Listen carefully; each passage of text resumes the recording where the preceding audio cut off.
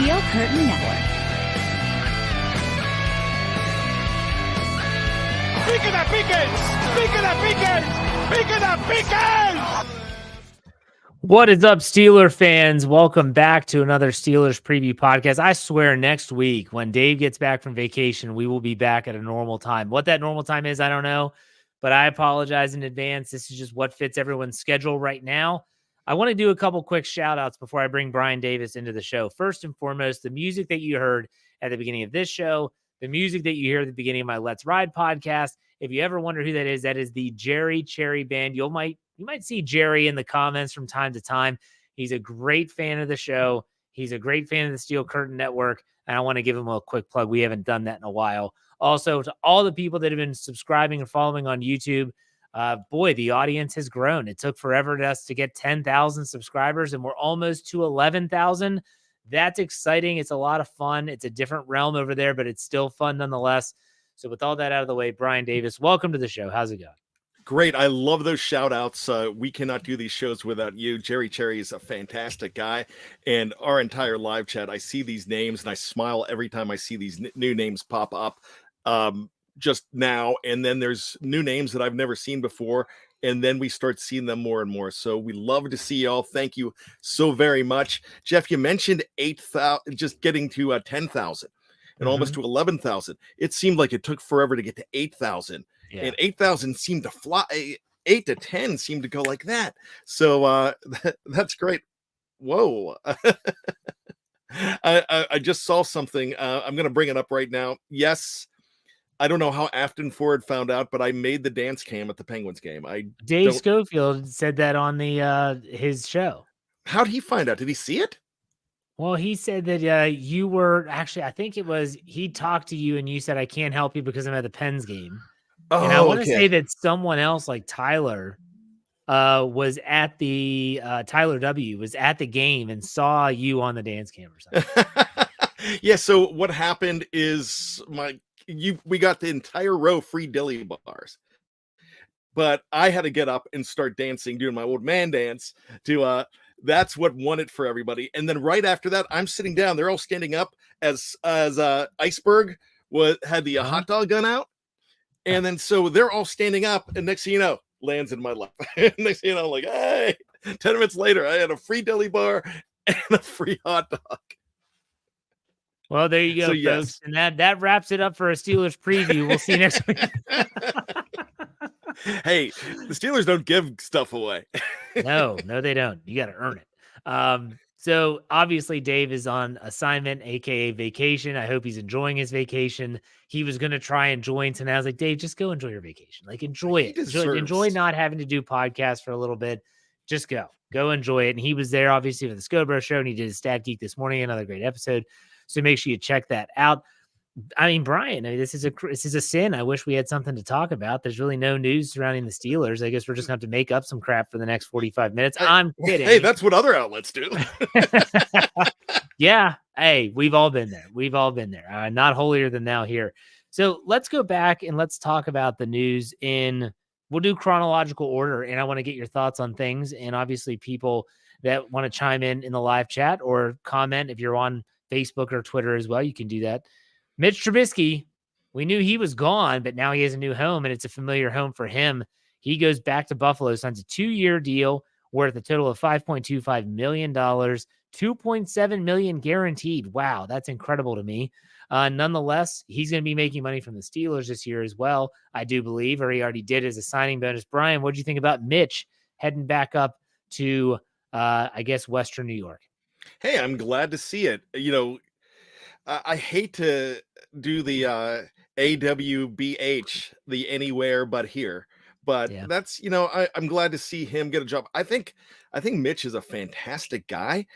It just didn't work out here for what Mitch needed, what the Steelers needed. So mutually they parted ways, and Mitch is getting a good opportunity, a place that's familiar with him. I hope he does well there.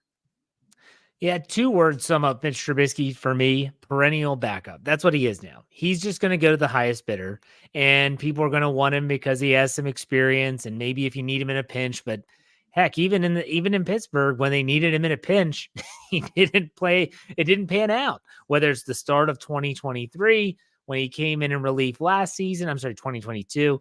When he came in relief last season in 2023. Yeah. Dave Schofield chimes in. Mitch counts on the cap, but all his money from the Steelers has already been paid. Very good. Okay. So Mitch Trubisky, new home, good for him. Hey, he's going to get paid $2.7 million to hold a clipboard. Not too bad. Not too bad at all. Let's go to the next news that broke this morning, Thursday. I guess it was late morning. The Steelers released Keanu Neal, safety Keanu Neal, with a failed physical designation, meaning that he was not able to get healthy, meet those requirements. What was your thought on the failed physical as well as them releasing Keanu Neal? Yeah, for me, that was one of those things that, all right, it doesn't mean that they think his play is bad. They just don't think that for what they are going to pay him and the logjam they might end up having, who knows, or what they're planning to do, that it was worth keeping him around there, because I don't know if that was an excuse, but it's like, all right, if he's banged up, we just have to cut bait right now. Yeah. And I don't know. Like, I felt like Keanu Neal last year was kind of not a desperation signing, but it was we have this need that we need to fill. And so we're just going to fill it with this guy because he's the best of what's left. And unfortunately, that's a bad spot to be in when you're having to get the best of what's left. And they've had to do that on more than one occasion. I'd say that the signing of Quan Alexander was the best of what's left as well. And it turned out that he played well until he ruptured his Achilles tendon. But for me, Keanu Neal just was weird. It was weird that he had that rib injury. I'm not sure what exactly the injury was. He never came back. He intercepted a pass, gets tackled, hurts himself, and he's done. Didn't play in the playoff game, didn't dress. Really, really crazy. Now they release him. Does save the Steelers a small amount of money. Dave told me earlier today it was $1.9 million after displacement. So not a ton of cash saved. But I think with positionally, I look at this move and say, get Minkah Fitzpatrick back into the deep secondary at any cost, whatever you have to do. So if it means you got to cut ties with someone who's a little banged up, then so be it. Dave adds from the chat room, with a failed physical, they might have to pay him if nobody else signs him. It'll be interesting. See how that plays out. All right. Any other final thoughts about Keanu Neal, Bryan? No, I wish him well too. I don't know if anybody else is going to sign him, but you never know. When you get closer to, you get closer to July and August, that might be a best of what's left move, and then somebody makes, and who knows, you might see him back here again. The thing about Keanu Neal, though, I didn't think about it until you said it.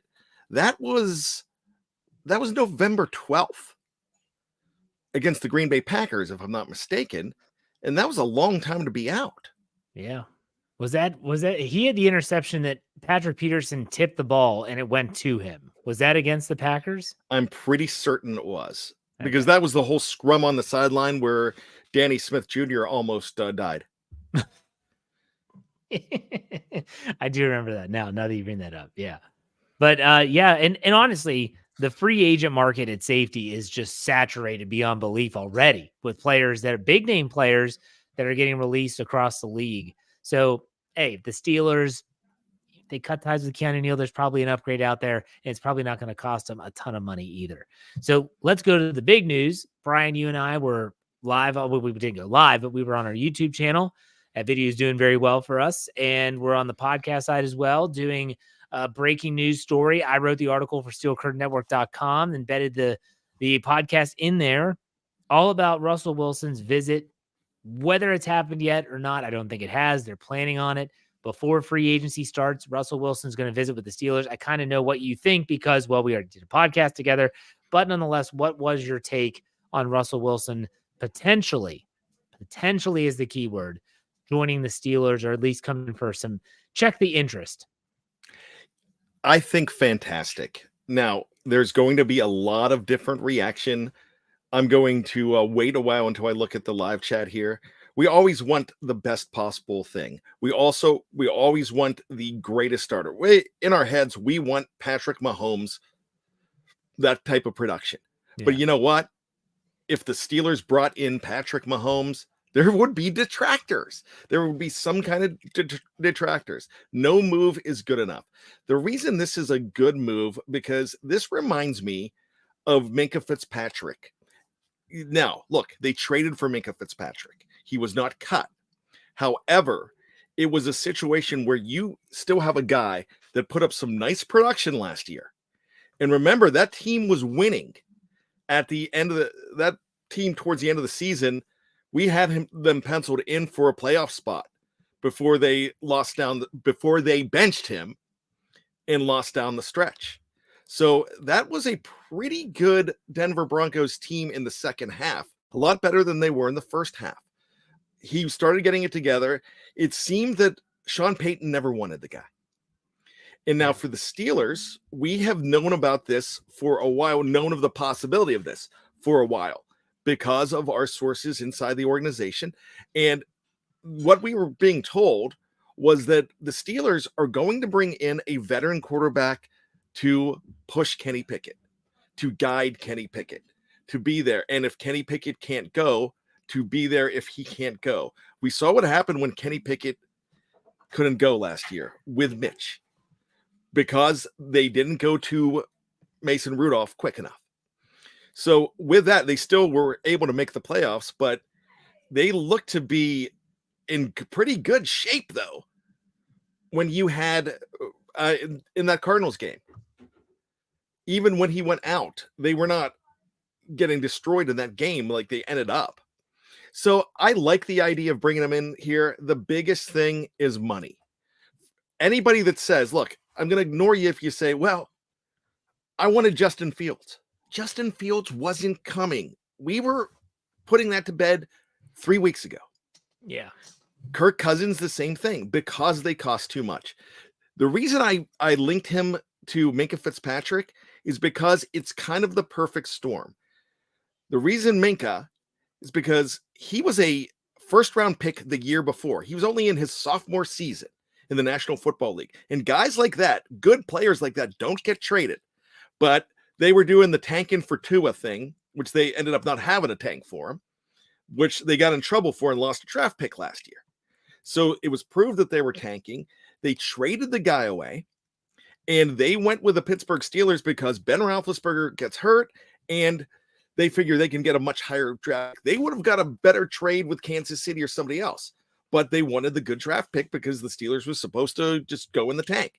So now, this year, the reason this is such a, I'm linking it to that, is you have the fact that you don't have to pay a guy like this because he's getting paid 30 plus. When you have a guy getting paid 30 plus million, he's going to a place where an organization that's probably going to tell him, we plan on winning. We think we're you away. And you've got Mike Tomlin, a guy that he respects, and players out there want to go ahead and play for Mike Tomlin. If you want proof of that, look at the A+ rating he got from his own players. That's in confidence. You will not see, they can't see that. It's anonymous. So it's true when they go ahead and put that out there, because if they're afraid of getting in trouble, it wouldn't be anonymous because they went ahead and gave ownership a failing grade. So if you look at that whole thing, this is a good situation for the Steelers. It's perfect because it won't cost them a lot of money. They're getting a still good player at bargain bin prices. Possible. I think a lot. Yeah, no, you bring up a lot of good parallels there between those two. I will say this. I think a lot of people, I've seen this on social media, on Twitter, and I've seen it in the comment section at steelcurtainnetwork.com. And there's even people that are, saying some of this stuff in our live chat about who's going to be the starter and basic expectations as it pertains to Russell Wilson coming in. And our sources said millions of times the Steelers are going to stand behind Kenny Pickett. They want a guy that's a proven commodity behind him. Think of a good insurance policy, a better insurance policy than Mitch Trubisky. And yes, Bryan put this up here on Facebook. Bryan Mizwa, if I mispronounced that, my apologies. Did you know that Russ has business connections with Acrisure? Yes. His wife, Russell Westbrook, and another athlete are this different entity that is still connected with Acrisure. So yes, there are some ties there. Yeah, that is factual.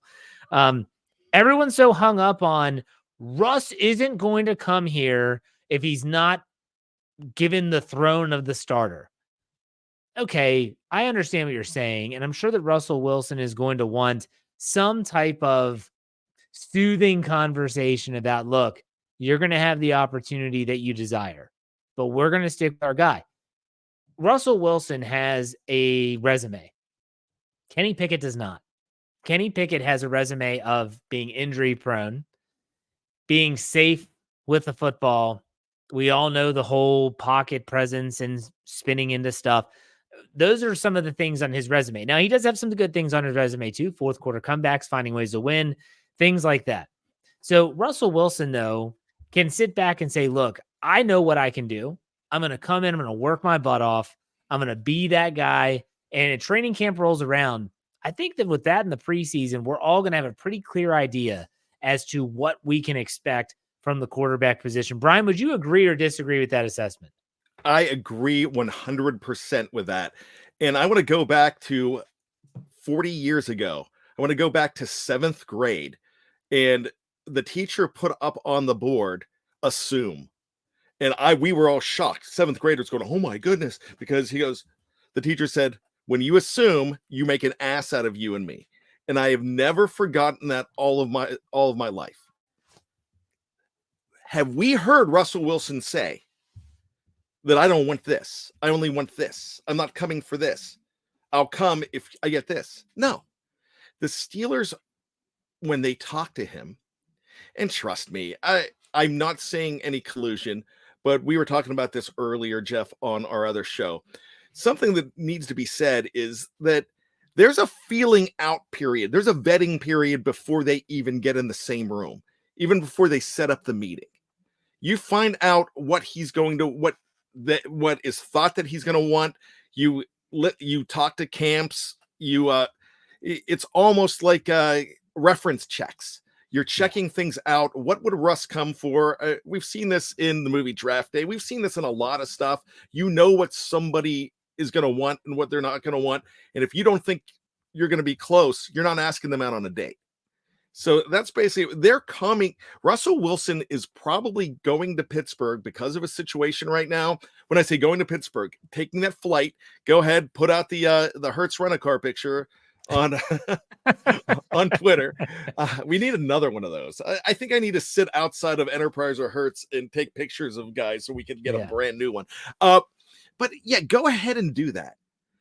But what's going to happen, what we're going to know for sure is he's not getting on that plane, coming to this facility if he doesn't think that this is a top 3 place that I want to go. Yeah. I think on top of that, though, again, when I think about this quarterback position, Kenny's going to be given every opportunity to prove that he's a starter. I think we would all agree that this is a make or break year for Kenny Pickett. In a best case scenario, whether they get Russell Wilson or not, and let's be very crystal clear here, there is nothing imminent. This is just the fact that they are visiting and talking. He could go to another team. I'm sure that he would be smart to go to another team and to talk with them.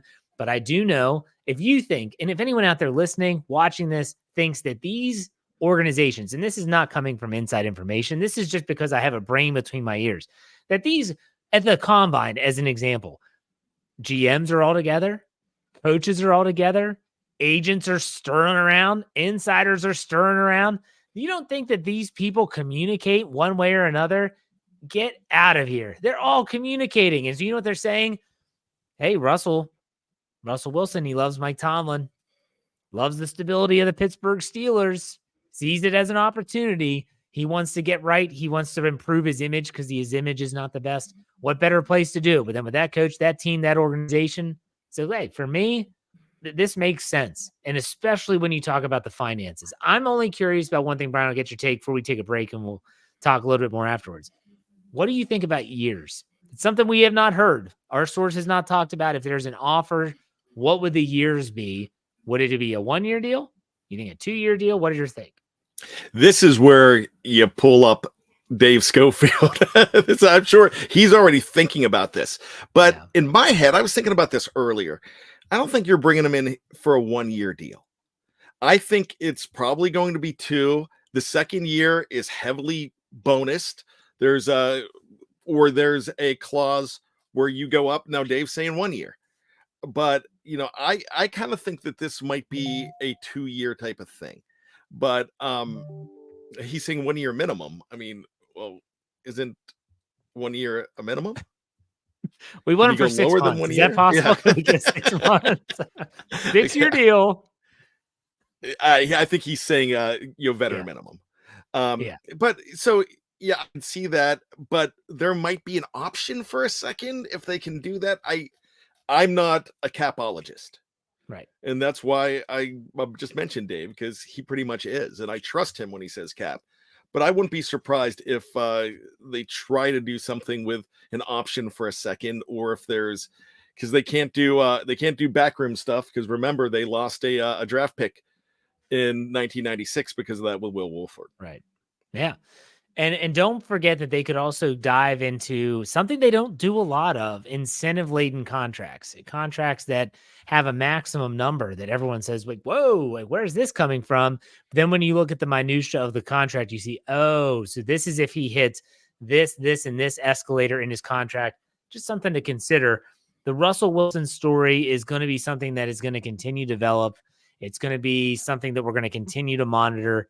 I'm going to be obviously with my phone at the ready to see if our source picks it up and calls me up and says, hey, we got some news. And if we know, you'll know. Right here on the Steel Curtain Network. You can find us anywhere you get your podcasts, YouTube, Facebook, etc. Make sure you check us out in all those places. We're going to take a quick break. When we come back, we're going to talk about Con Season 2.0 getting ready to kick off, and some trivia, not from me, from Bryan. We'll be right back after this break.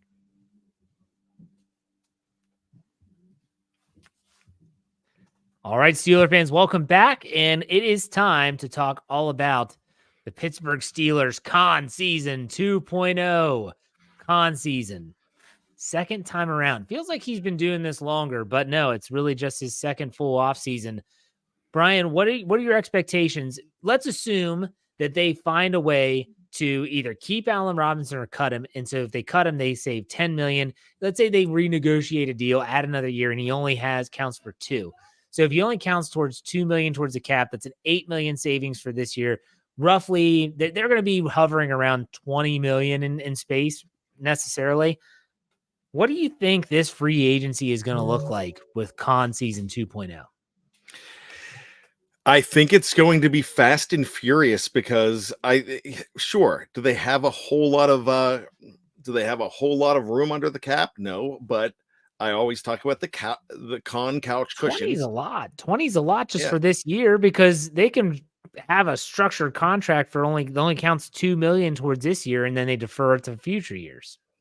I don't think Allen Robinson stays under the same contract, but I think they try to find a way to keep him. I think he was a stabilizing force in a sea of anger and angst in that wide receiver room. I also, I'm interested to see, I don't know where all this Deontay Johnson talk started. I'm not buying into it, and I'm not poo-pooing it because I just don't know. It's interesting to me if they could find somebody, that could be something that they could go ahead and turn around and get another draft pick. What is going on in your house right now? Hold on. I don't know. I'm hearing your computer go crazy. You're looking all. Do you need to take care of something? No, I just I turned all my sounds off, but I have this Group Me app that dings, and I didn't turn that off. So good thing nobody called me, or you would have heard the Magnum PI theme. Okay, that's gone. I apologize. I didn't know that phone was there. So he's Professionalism 101 podcast. Yay. So anyways, Allen Robinson, I think he would be great. Deontay Johnson, I mean, do they try to trade him because of the contract? You never know what somebody's looking for. And I keep talking about the movie Draft Day. That movie would have been great if it wasn't it would be even better if it wasn't the Cleveland Browns. Agree. But man, that movie was so fun. And I think stuff like that does happen. And I feel like Omar Khan is that guy. I think Kevin Colbert was the guy on the other end of the phone of Kevin Costner. I just feel like, not that he was a bad guy, but he was just more cautious with everything. Khan's the kind of guy that's like, all right, let's roll here. Back in 40 years ago, when the San Diego Padres were making a push, they had a guy named Jack McKeon who ended up, I believe, he was with the Florida Marlins then too as a manager, and he was a manager and a general manager. They called him Trader Jack because he was making trades like crazy. We need a good name for Omar here. I know we've got the con artist, but come on, now that's we need oh my Omar. I don't know. That's really bad. It's gonna be so cool. I am so jazzed for this week coming up, Jeff. I cannot wait. And I will warn everybody though, you're going to get a name in here that you're not, it might already be a Russell Wilson name. And remember, Russell Wilson could come to them sooner than Monday. And they'd probably like to get this done before then, and they don't have to worry about there's no tampering because he's a straight free agent. He's not an unrestricted free agent, so they can go and do it right now. But for me, I'm almost thinking that you're going to see so much this week, and there's going to be a guy that comes in that you're like, yeah, that doesn't excite me whatsoever. But how many guys over the years excited you? And then you wouldn't let them go. If anybody, look, you're a liar if you say that back in 1993, or actually 1993, that you were excited by James Farrior. Excuse me, 2003, that you were excited by James Farrior. Nobody was excited about James Farrior coming in. Nobody was going to deal him when he was almost Defensive Player of the Year in 2004. So there's a lot of guys out there. They know what fits and they know what they need. Not many people were excited about Quan Alexander or a Landon Roberts, especially a Landon Roberts. No one's getting rid of a Landon Roberts right now. So you need guys that fit more than you need guys that are flashy, because we've seen the flashy teams. If you want the best flashy team of all time with all the high profiles, the signings of 2000, the Washington Redskins, Bruce Smith, Andre Reed, Deion Sanders, the list went on and on and on. That wasn't good enough for them to win. No, they were awful. They were really bad. So yeah, you bring up a lot of good points here. I think that the Steelers, the way they go about their business in free agency is not flashy at all. And go back to last season as a perfect example.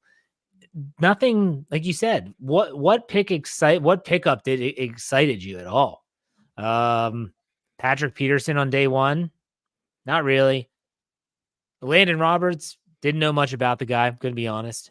Cole Holcomb, heard that he was injury prone, had to do some research.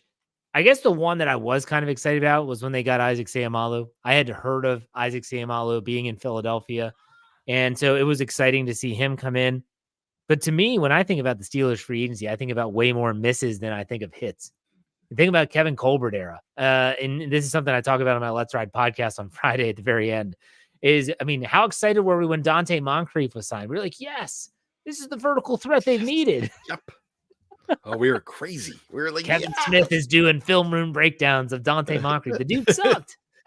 Ladarius Green comes to Pittsburgh. Yes, like this tight end. We've been waiting for an athletic tight end like this. Welcome to the modern NFL with athletic tight ends like Antonio Gates and Tony Gonzalez prior to him. The dude was injury prone, always banged up, couldn't get out of his own way. And he didn't suck though. He did not suck. He was healthy, but the ankle injury, he didn't get on the field right away. When he did get on the field, concussions kept him off and ended his career. there's a part of me that when I say that out loud, I think of Cole Holcomb, who's battled injuries every single season wherever he is. And now he's got that knee injury, which no one knows what's going to happen there with him. So with free agency, I find it hysterical when Steeler fans want the team to go out and they want them to be the big spender. Let's go out there and let's spend the big money on the big guy. Well, first and foremost, there are teams that have way more cap space than the Steelers do right now, and they can throw out some really big contracts. But those teams, are they often teams that go out and win? No, they're really not. I can't tell you. I mean, you brought up the Redskins of the early 2000s that tried it. They failed. I think about the Steelers and the way they do things. They look at those players they think they can afford. They look at the players they think that fit, and then they go about their business and say, how can we get them? How can we get them? And I think this is going to be a really interesting year because unlike prior years where you heard Jim Wexell when he was on my podcast on Let's Ride on my Monday Morning Conversation, he said it on the Steel City Insider this past week. He was shocked when they got rid of Mason Cole, when they got rid of Mitch Trubisky, not because they released him, but when they released them. They used to keep those guys as, hey, fail safe. If we can't get someone, we have someone. They cut them this year. And so now I'm looking at that and saying, maybe this will be different. Maybe maybe they're going to be more active than we thought. I don't know. It's going to be fun. It's going to be a lot of it. I don't know. I just look at the safeties that have been released, the cornerbacks that have been released, offensive line, linebackers. They're going to have their pick. Bryan, if you had to pick which way they go first, where is it? In free agency? Mm-hmm. Defensive back. I'm looking there, but now I'm excited about the center position with Mitch Morse as well. You know, I don't know if he's way too expensive, but there's some guys out there, Bryan Allen. So I'd kind of like to see them do that. And I want a veteran receiver in here as well. Yeah, I agree. I think that they'll probably go secondary. I think you're looking at cornerback or safety first, and then I think they might go D-line. And I'm going to give a shout out. I'm going to give a shout out to Roy Countryman. He's been on my podcast before. You've heard him on Jim Wexell's Steel City Insider. And he has his own podcast now on Fans First Sports Network called the Black and Gold Blueprint. Go check it out. He said in his podcast last week, which we ran that on our audio feed this past weekend, he said, I would cut Larry Ogunjobi, save the money, re-sign Montravius Adams and Armon Watts, and then use the money that he's saving to go out and get another higher profile defensive lineman that can help assist Cam Hayward and not rely on him as much. His reasoning was sound. Got to be honest. His reasoning was really, really sound. So interesting stuff there, but we'll see. You brought up wide receiver. Bryan, at wide receiver, you brought up Deontay Johnson. The one question I have is, do you think he's going to have a hold in again because it's a contract year? He did this last time. Do you think he's going to do it again? Possibly. Sometimes I think that either he doesn't get it or his agent's a renegade. But also I'm thinking that the hold in is becoming standard. Hey, remember we saw TJ Watt do it too. So it doesn't mean that you can, but that was a completely different thing. TJ Watt knew what he was worth and what he was going to get. And he was one of the top players in the league at that position. Mm-hmm. He wasn't. So, so for me, he possibly could, but I don't think they're going to appease him this time. I think they would trade him for a 4th or 5th round pick this time around. Or, I mean, they could Santonio Holmes the guy. Santonio Holmes went for a 5th round pick. He had problems with the law. The dude was getting arrested with marijuana on his person. So that's not conducive to keeping. And yelling at a stewardess. Yeah. But, but this time around, they can just, not fool with him, and that could be a possibility. You think they trade him? I think if they get the right offer for him, My gosh, if you get, you're not going to get Chase Claypool type pick right now, but if you had a chance to get even a third for the guy, you run up. I mean, there's nowhere to run, but you phone that in as fast as possible, and then you turn off your phone. All right, so Bryan, let's do a little role play here. You're Omar Khan. I'm calling. I'm a coach. Hey, Deontay Johnson, we want him. 6th round draft pick. No, go fly a kite. 5th round draft pick. Let me see what's going on later on in the week, but right now I'm not ready to get rid of him for a 5th round pick. Next year, 4th round pick. Next year, a 4th round pick. So not 2024 draft, 2025. Tell you what, let's do that and give me a 5 this year. No picks this year. You're not going to even give me a 6 this year? Or we could swap a 6 for a 7? So you want our 6th. You want our 6th, and we'll get your 7th, and then next year's 4th for Deontay Johnson. Yeah. You make that deal? Yeah, I'll make that deal. Wow. See, I don't know. I think there's a little bit more value with Deontay Johnson than that. That's just me, though. That's just my own personal prerogative. I think that, so let's say he does leave. Okay. Let's say that either he holds out and he doesn't show up, or he doesn't play, or whatever, but let's say he does get traded. Well, who do they have? We just talked about how Allen Robinson's not playing for 10 mil. So who are they going to bring in? Are they going to bring him back? Sure. Okay. Allen Robinson. George Pickens is there. Calvin Austin III is there. Who else? There will be, I can see 2 wide receivers coming in the draft if they don't do anything in free agency. And then there's always those attractive guys like Tyler Vaughn's. I finally remembered his name. There's those kind of guys that can battle for that 5th or 6th position. You still have Boykin if you decide to bring him back. Yeah, but if you decide to bring him back. True. And those are small moves, though. You still have guys like that you could go ahead and bring in. By the time we get there and watch this team in training camp, there's gonna be guys like, hey, it's a shame you're gonna have to cut this guy at wide receiver. They always seem to be in that type of mode. I could see them. You know who I could really see if the price is right? A Pittsburgh kid. A guy that my gosh, why am I number 83 for the Bengals? Tyler Boyd. I could see a guy like that. I could see them pay decent money for the guy, but not break the bank on him and give him a chance to come back home. I could see something like that. And if you get a guy like that, you could still be in win now mode and ditch Deontay. I don't want to use ditch, but you can. I mean, there always seems to be some headaches, though. And right now, if you have to keep a headache, you're keeping George Pickens. If he's going to be your headache, but 2 headaches equals a migraine. That's true. I don't think Deontay Johnson's going to get traded. I think the Steelers do value him and what he can do on the football field. I do think that their asking price would be too high. I think they probably wouldn't trade him for anything less than a 3rd. And rightfully so, because if you value that commodity, then you don't just give them away. You don't. We are shocked, and maybe the standard, the bar was set way too high with Chase Claypool.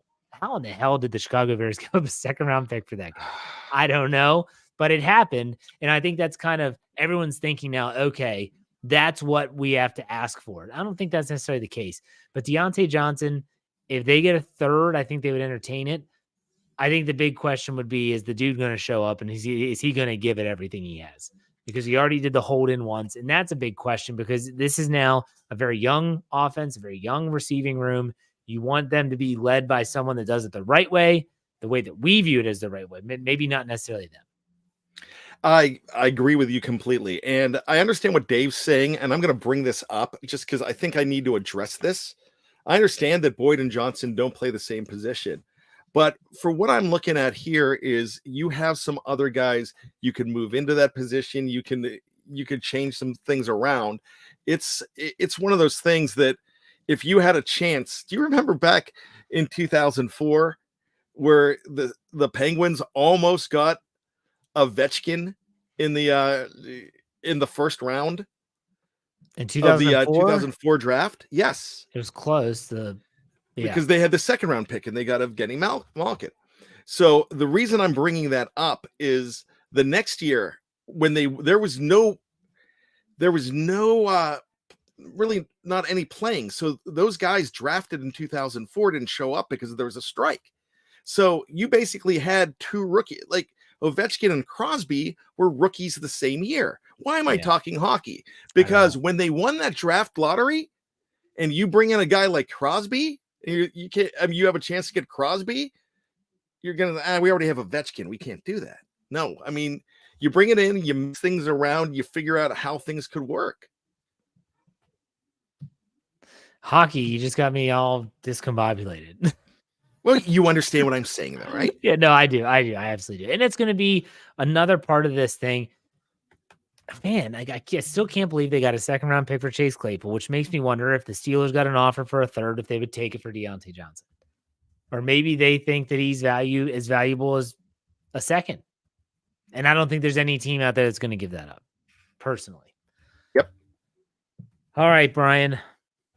Con season 2.0 is going to kick off on Monday. I was going to see, does the tampering start at a certain time? That I don't know. It's already started. Well, we know that. But I'm saying, I don't know if it's like illegal. Is it noon? Let me see if I can look that up. You have trivia though? Yeah, I have trivia, but it seemed like, gosh, Mitch was signed 2 years ago around 9 a.m. I thought it was pretty early. I thought so too. Let's hear. Hold on. We have an article here. Let me see if I can find March. That's an old article. No. Damn it. Sorry. So the legal tampering period is the start of free agency, with teams being allowed to enter contract negotiations with unrestricted free agents starting at 4 p.m. Eastern time. Contracts can be agreed to during this period, but they cannot be signed until the start of the new league year, which is March 13th, which again, at 4 p.m. Pittsburgh time is when this all goes down. So technically, I want to say you're right, though. I want to say that even though they said 4 p.m., it was then at you're least hearing around, the rumors then. Right. You're starting to hear some rumblings and stuff like that. Yeah. It's like this guy was there and he already talked to his agent. It's already leaked that he's signing. But everyone out there listening, just remember, let's say that the Steelers signed Russell Wilson and it's Sunday. You're like, what the heck's going on? He was released, so he's a street free agent, just like it's the same reason why Mitch Trubisky was able to sign with Buffalo. It's the same reason why some of these other players have signed. Who's the tight end that was with Arthur Smith in Atlanta, who signed with Jonnu Smith. Jonnu Smith. I think he signed with Miami Dolphins. So 10-year, a $10 million deal, 5 a year for 2. Yeah, there you go. All right, okay. So Bryan, what's your trivia? All right, so am I jumping the gun here? Yeah, possibly, but for the sake of argument, we talked a good bit about the possibility of Russell Wilson coming in and probably would be wearing the number 3 in Pittsburgh if that happened. So if that happens, there have not been a lot of number 3s in the history of the Pittsburgh Steelers. In fact, there have only been 11, Jeff. And if you go back to, and I'm not going to do this to you, but there's only been 7 since 1992. The first 4 include a Hall of Famer. Bill Dudley wore it for a little bit in 1942, Andy Tomasic in 42, Thomas Thompson in 40, and Maurice Bray in 35. But there's a very high profile number 3 in there, but there have been other number 3s as well. Most of them have been kickers or punters. There have been 2 quarterbacks, but one guy wore number 3 for a little bit and was on the team last season. Do you know who that was? So last season he wore 3 for a little bit and then changed his number? No. He did not wear number 3 last season. He wore it before, but he was on the team last season. He is not currently signed. Okay, so just let me clarify. He in a previous year wore 3, but then changed and was with the Steelers last year in a different number. Yes. He changed way back then too, but he was in a different number.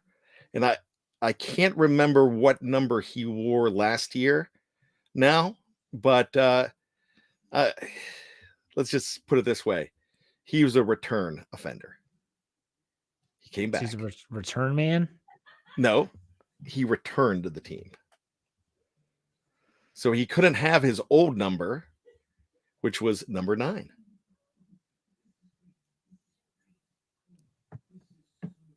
My gosh, I feel like I should know this. He was with the Steelers. It was number 9 before Chris Boswell. Yep. And he came back. Yeah. And wore number 3. I don't know what he wore last year. I cannot remember what he wore last year. But when he came back, at one point he wore number 3. Dave is right. Yes. Brad Wing. I was going to say, like, Miles Jack was 13 last year, but he wasn't 13. He was in the 50s when he was there before. Yeah, if somebody could check to see what he wore last year. Who? Because Brad Wing when he came back. Because he can't wear number 9 because Boz had it. So maybe it was number 3 last year. But I know in the past he wore number 9 as well. But he was on that list as number 3. So actually, I'm actually thinking it was last year because if I'm looking at the 2020 media guide, 3. He's not listed. Yep. Okay, so he wore 3 last year. Mm-hmm. All There's right. an Instagram photo of him shaking hands with Chris Boswell, number 9. There you go. So yeah, it's like, hey, I want my number back. No, go away. Of course, there was the guy to wear number 3 the longest. Can you tell me who that was? This is in the 21st century here. So I'm assuming it's not Jeff Reed. It is Jeff Reed. Really? Yep. Jeff Reed wore it from 2002 to 2010. And Landry Jones, would he be second? Landry Jones would be second because he was 13 through 17. So that was 5 years. Then Brian Hoyer had it just for a little bit in 2012.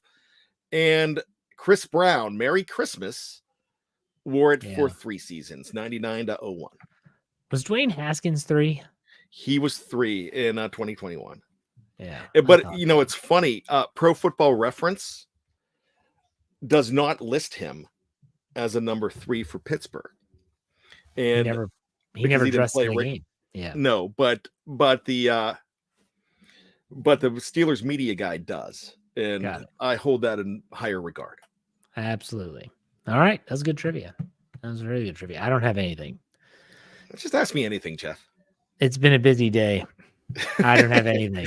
Ask me who wore number 12. Just come on. Oh, yeah. Who is a famous number 12? Here, I'll just ask you a question in general. What do you think the next number to be retired will be? Wow.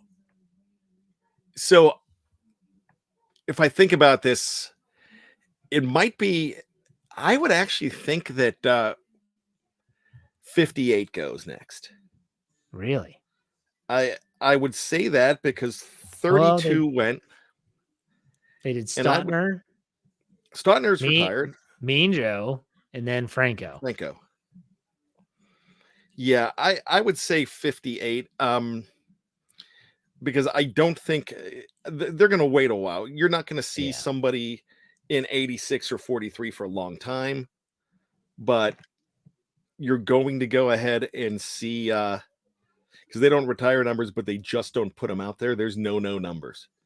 And there's been guys that have asked for it, and the Roonies have said no. So I kind of think it's Lambert. Who do you think? I could see them going more modern. And, you know, some people are saying 43 from Palomalu. And my thing is that if it's basically an unwritten rule that you never give this number out, then whatever. You're never going to be able to do 88 or 82 or anything like that because you just need those numbers. I could see him going quarterback. Terry Bradshaw, 12. Yeah. I could see that. Yeah, Troy would be a perfect candidate, but again, that's going to be a while. I think you go an older guy. Yeah. I think they want him in stadium. For Jack Lambert probably wouldn't even come to his own retirement, his own jersey retirement. Oh, I love that guy. I got a chance to meet him. I told you that story. Yeah. When he made fun of me, it was great. But the other thing, here's a funny, I'm not going to make it a trivia question, but I could. But there's one guy that his number was not retired, still not retired. However, about a year after he retired, they gave to a guy named Todd Seabaugh, a linebacker named Todd Seabaugh. And then they realized the error of their ways and they never did it again. And that was Jack Ham. They got 59? Yep. In 1984, Seabaugh had number 59. And then that number has not gone out for 40 years. Wow. That's incredible. What are some of the so the numbers that haven't been dished out? Obviously 12, 58, 59, 52. 52, 7. I don't think 7's going to be given out anytime soon. 7's not going out. 36 has not gone out. 86? 86 has not gone out either. Trying to think if there's any others that are like, hey, you don't. I would have said Pouncey would have been for a few years, and then Kendrick Green got 53, and I was shocked. It right away. Now 47's gone out, and I was going to mention that because I remember there was the guy that was drafted before Hines Ward, a guy named Scott Shields, in 98. He wore 47, but I think other people have worn that over the years, but not a lot. That's one I'm trying to turn the pages of the media guide to let you know, but I'm not seeing it right now. But that's I could see Mel Blount being retired, but I think there's guys before him that would go. Yeah. Yeah, it's interesting stuff. And that's always the stuff that you love to see and talk about because the Steelers, I feel like they do it the right way there. But all right, Bryan, good show as always. What are your final thoughts?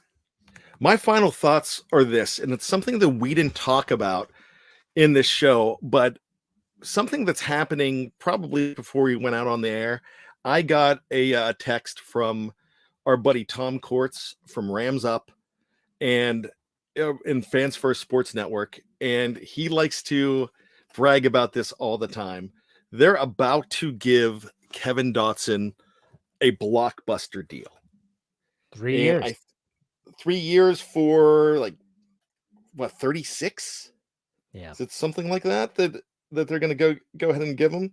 I have it right here. No, it's a 3-year, $48 million deal that includes $32 million guaranteed. And that came out that's an Adam Schefter post that came out at 2:44 p.m. So I'm bringing that up because here's an interesting thing. The Steelers, a lot of people think they whiffed on that trade, but they didn't. They weren't keeping Kevin Dotson. He wasn't fitting in the system. They brought in Seumalo. They already had Daniels, and they weren't going to cut the guy. So as far as I'm concerned, it's still a smart deal. You're not going to they probably were not going to be re-signing him either. Right now, it probably would have cost way too much to re-sign the guy. So I don't think that would have happened. So before you go ahead and blast Omar Khan got something out of it. Yeah, that's true. It's a good point. That's a good point. Make sure you check out all of our stuff here at the Steel Curtain Network, meaning podcasts, videos. So we do some stuff. Coach KT Smith will do some breakdowns of upcoming draft prospects only on our YouTube channel. You can also check them out at steelcurtainnetwork.com. Find us on YouTube, Facebook, Instagram, Twitter, Steel Curtain Network. You'll find us. And there you go. Make sure you listen to all of it. Enjoy it. Take it all in. Consume it. We're all diehard fans, so you might as well. All right, Bryan, good show. Do you want to send us out like Dave normally does? I can't do the hey, but I'll give it a shot. This is going to be really bad. Hey. Oh, the preemptive music. Cut the music. Well, All you right. usually say, all right, we'll see after he We'll says, hey. see you next week on another Steelers preview.